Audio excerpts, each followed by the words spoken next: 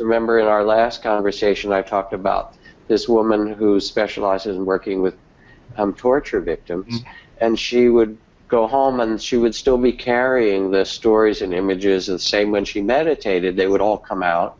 And I have a regular meditation practice, and I do compassion for myself and others and so forth.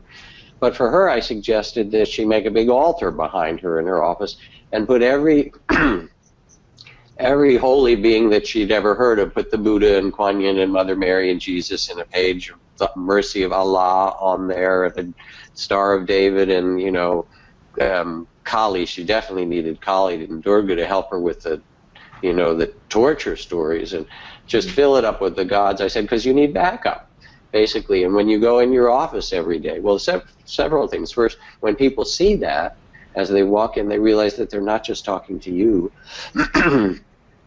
but they're being held in a space that's so much bigger, which is the space of the mercy of Mother Mary and the wisdom of the Buddha and the compassion of Kuan Yin and, you know, the Haitian gods that you have there. That's something that our lives, the difficulties you talked about, are not held by the small self or by the psychological profession or something. They're really held by the divine mystery, by something mysterious and great and holy.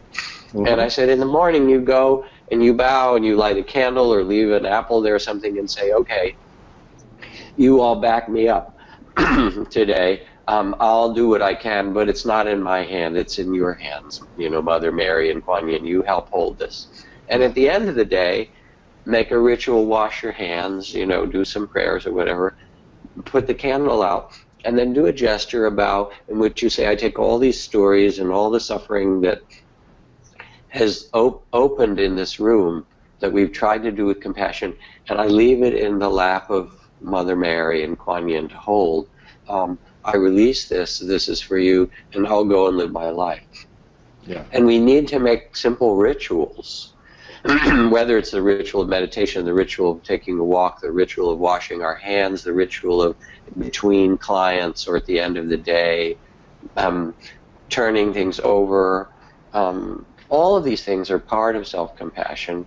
And then, of course, the very deepest part is the kind of inner inquiry. What haven't I forgiven in myself? What do I touch with less than kindness?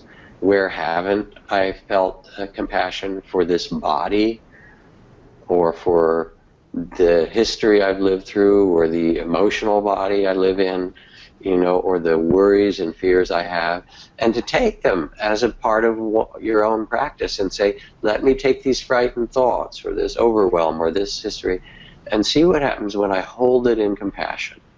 Then it's not called self-compassion, it's just compassion. And compassion is like the is like alum.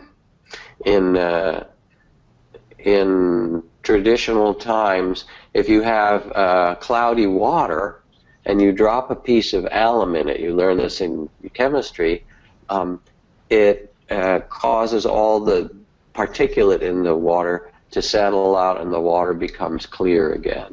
And in the same way, compassion has this magical power to hold circumstances that are difficult and allow them to be